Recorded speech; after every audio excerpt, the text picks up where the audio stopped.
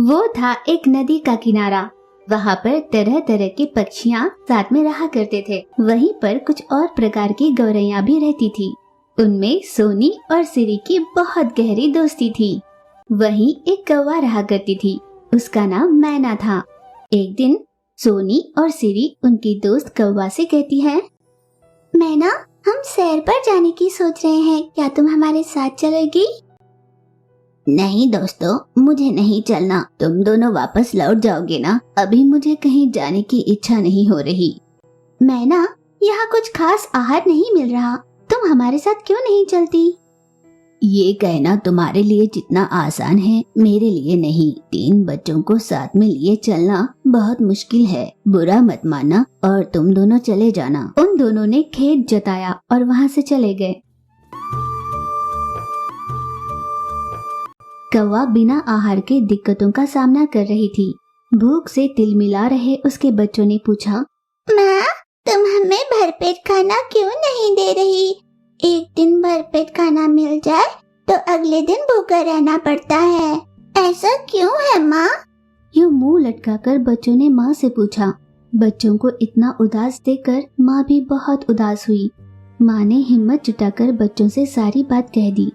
मेरी सहेलियां सिरी और सोनी पहले से ही पड़ोस गांव चली गई है। उनको पहले से ही आभास हो गया था कि यहाँ पर आहार मिलना बहुत मुश्किल हो जाएगा, पर मैं तुम तीनों को छोड़कर नहीं जा सकती थी। पर यहाँ पर आहार मिलना बहुत मुश्किल है, समझ में नहीं आता मैं क्या करूँ, कहकर माँ उड़ती हुई चली गई।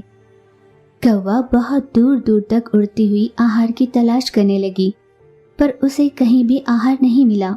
वो थक हार कर एक पेड़ पर बैठी तो उसे पानी में एक टांग पर खड़ा एक सारस दिखाई दिया।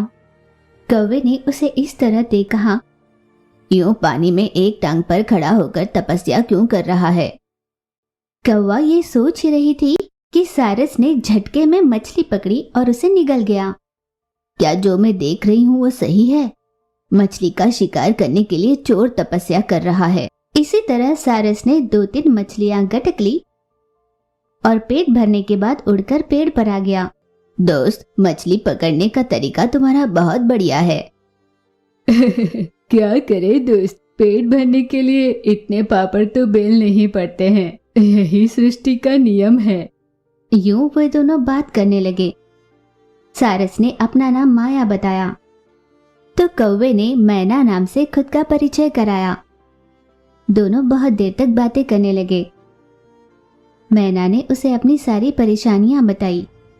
ठीक है दोस्त, मैं तुम्हारी परेशानी समझ गई। आज मैं तुम्हारी सहायता करूंगी। ये कहकर वो उड़ती हुई पानी में गई और मछली पकड़कर कौवे को देने आई। तुम्हारा बहुत बहुत धन्यवाद दोस्त, तुम्हारा उपकार मैं कभी नहीं भूलूंगी। यूं माया का आभार मानने लगी। कोई बात नहीं दोस्त, तुम्हें जब भी जरूरत पड़े मैं तुम्हारी सहायता करूंगी, बेझिझक पूछ लेना। कौवे ने हामी भरी और वहां से मछलियां लेकर अपने घोंसले पर पहुंची। अपने बच्चों को उसने मछलियां खाने के लिए दी। बच्चों ने पेट भर तृप्त होकर खाया।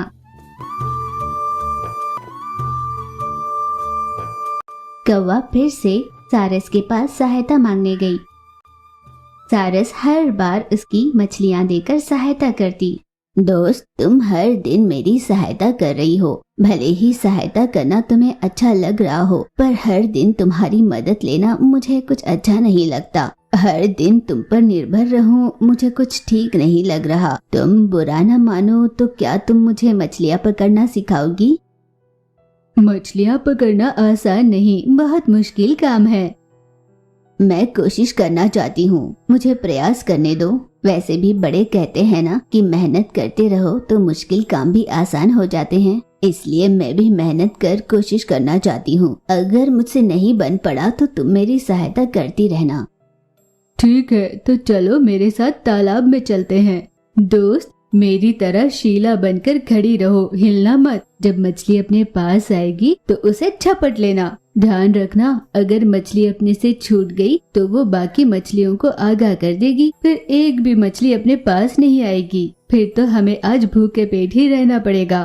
कौवे ने सारस की बात समझ ली। फिर वे दोनों एक टांग पर बहुत देर तक खड़े रहे। कुछ समय बाद कौवे के पास एक मछली आई। कौवे ने उसे पकड़ने की कोशिश की पर वो फिसल गई। फिर कुछ समय बाद एक और मछली आई पर इस बार भी वही हुआ। उसके बाद उनके पास कोई मछली नहीं आई। मैंने कहा था ना दोस्त, अब अपने पास एक भी मछली नहीं आएगी। अब हमें भूखा रहना होगा। मुझे माफ कर दो दोस्त, मेरी वजह से आज तुम्हें भी भूखा रहना पड़ेगा। मुझे माफ कर दो। कौवे को बहुत बुरा लग रहा था। ये देख सारस ने उसे कहा कि कोई बात नहीं। कौवा मछलियाँ नहीं पकड़ पा रही थी, इसलिए वो दुखी थी। तुम मछली नहीं पकड़ पा रही हो ना, तो हमेशा की तरह मैं ही तुम्हारी मदद किया करूँगी। ये कहकर सारस तालाब में चली गई। कुछ समय तक पानी में खड़े रहने के बाद एक मछली सारस के पास आई, पर सारस ये सोचकर कि कहीं वो भाग न जाए उसे पकड़ नहीं रही थी। ये पेड़ पर बैठी कौवा देख रही थी। उसने कहा, ये आज माया को क्या हो गया? अपने सामने घूम रहे मछली को ये क्यों नहीं पकड़ रही? ये सोचकर कौवा तेजी से उड़ती हुई तालाब के पास आई और झट से मछली पकड़कर उड़ गई।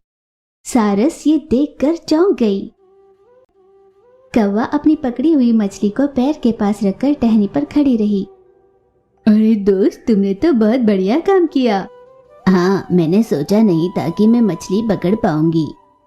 अब तो कोई दिक्कत नहीं, तुम यहीं रहकर मछलियाँ पकड़ सकती हो। कौवा मछली लेकर अपने बच्चों के पास पहुंची। उस दिन से सारस तालाब में खड़ी होकर मछलियाँ देखा करती। पेड़ पर रही कौवा मौका देखकर झट से वहां उड़ाती और मछली पकड़कर ले जाया करती। सारस अपने तरीके से मछली पकड़ती तो कौवा अपने तरीके से। इस तरह वे दोनों मछली पकड़ते हुए अपने परिवार का भरण पोषण करते हुए खुशी से रहने लगे।